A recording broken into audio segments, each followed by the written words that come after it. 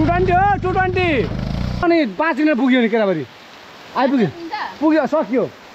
केराबारी सतीसाले हिँडेको भिलेनहरू 3 जना भिलेनहरू मैले भेटिसकेको छु हैन भिजेर बिजोक अवस्थामा अब के गर्नुपर्छ भने नि आजको बास चाहिँ यतै हुने जस्तो छ हाम्रो यात्रा निरन्तर छ पानी परिरहेको छ पछाडी पनि आउँदा हुनुहुन्छ अब नातिनु होला एउटा मात्र खोला छ सबभन्दा ठुलो हो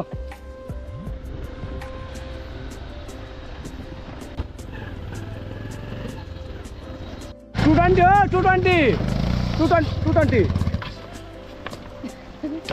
यति हो दादा सक्यो अब उठाएर पुरा ऊ सुशीलले के अरे टोलीहरू अग्रासाको भरे त तलबाट भन्छ अरे दादा टोलीहरू अगासाको तलबाट भन्छ अरे अब अरे ठुलो पानी नपरोस् यो खोला कट्यो भने सक्यो अब अनि 5 मिनट पुग्यो नि केराबारी आइपुग्यो सक्यो यो खोला मात्रै हो अब मैले धोका दिए जस्तो भयो तर यो मेरो होइन त्यस्तो होइन हो दादा दादा नरिसाउनु न हो हामीलाई पो त बिजोक त नि हेर न किन रिसाउनु भएको दादा नरिसाउनु न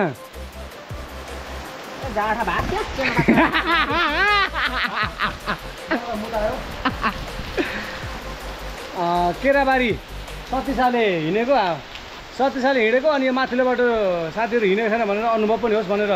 यो बाटो लिएको बिचमा आएर पानी पर्नु थाल्यो रिसाएर मसँग दङ्सै भइसक्यो यसो फकाएर पेट्रोल माग्नु है हाली माग्नु भयो अब त नहुने भयो हालिदिँदैन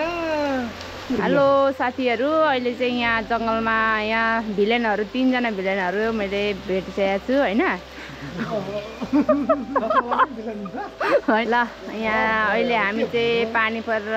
एकदमै बिजोक अवस्थामा यसरी पुल मुनि बसिरहेको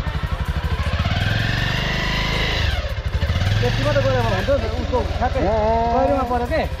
त्यो उताबाट चिप्लेको हो क्या उताबाट मार न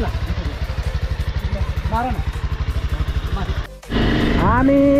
केराबारी अहिले बजार फेरि ठ्याक्क फर्केर केराबारी बजार आइपुगिसक्यो यता के त्यो ठाउँ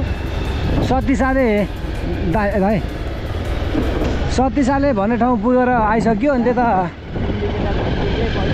अनि काम नानाको काम पनि त जोस् त्यहाँ पुगेर आइसक्यो त्यताको कामहरू सबै सक्यो अनि फर्किसकेको अब यताको माथिको बाटो अलिक अप्ठ्यारो भएको भएर हामी तल्लो बाटो जाने भनेर झर्दैछौँ यहाँबाट तल विराट चोक लगभग 20 मिनट 20-25 मिनटमा झरिन्छ खोर्सानी जस 20-25 मिनटमा झरिन्छ त्यहाँदेखि अब यस्तै हो रात पनि परिसक्यो साथीहरू